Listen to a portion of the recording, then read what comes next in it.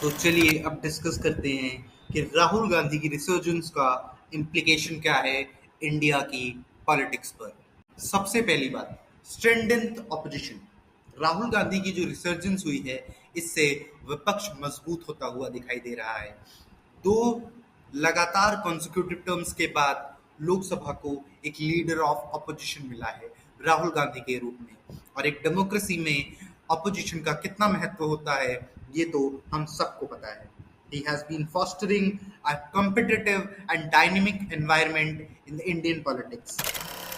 Rahul Gandhi's approach on the public discourse matters. हमने देखा है कि राहुल गांधी रिसेंटली जो पब्लिक के मुद्दे होते हैं उन पे काफी एक्टिव रहे हों, फिर चाहे वो बजट हो, मणिपुर का इश्यू हो, या फिर यूपीएससी में जो भी प्रॉब्लम्स आई उनका, नीट के मामले में भी राहुल गांधी काफी आगे दिखे थे। Rahul Gandhi's resurgence has also been due to the youth engagement that he has caused. His focus on engaging the youth and addressing their concern has the potential to future the Indian politics, with a great emphasis on the pertinent issues to the youngster generation. एक बड़ा concern उनकी leadership style भी है। 2019 में उन्होंने लोकसभा में elections के हार के बाद अपना पद जरूर छोड़ा था, और उसके बाद उन्होंने कॉन्स्टेंटली इस बात पे फोकस किया कि कांग्रेस पार्टी में इंटरनली ऐसे चेंजेस आए जिससे यूथ को मौका मिले, और ऐसा उन्होंने किया भी। जैसा कि हम देखते हैं मध्य प्रदेश में कमलनाथ की जगह जीतू पटवारी को एज अ यूथ लीडर बनाया गया। साथ ही साथ सचिन पायलट को भी नई जिम्मेदारियां मिली, और ऐसा कई बार देखा गया कि तरुण गोगोई और यंग लीडर्स को राहुल गांधी बहुत सपोर्ट करते हैं। राहुल गांधी के लिए एक बहुत बड़ा कंसर्न ये भी है कि वो अपनी विनिंग को सस्टेन कर पाए।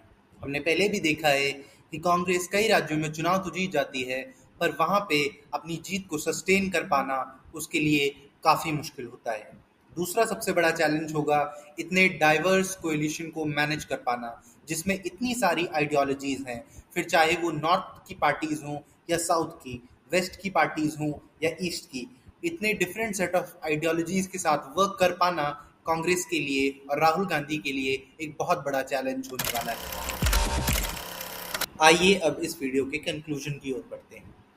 राहुल गांधी का जो पॉलिटिकल राइज है, ये उनकी खुद की मेहनत की वजह से है। भारत जोड़ो यात्रा, भारत जोड़ो न्याय यात्रा, और उसके बाद जमीनी मुद्दों पर चुनाव लड़ना उनके लिए काफी अच्छा रहा। उन्होंने पब्लिक के साथ एक रिलेशन और बॉन्ड बनाया है, और उनकी जो नेगेटिव पॉलिटिकल कैंपेनिंग की वजह से इमेज बनती थी वो भी अब सुधर रही है।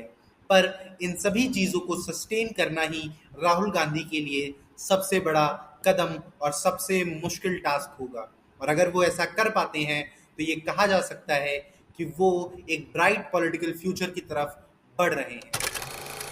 इसी के साथ इस वीडियो का अंत करते हैं। मिलते हैं आपसे अगले वीडियो में किसी नए टॉपिक के साथ एक नए एनालिसिस में।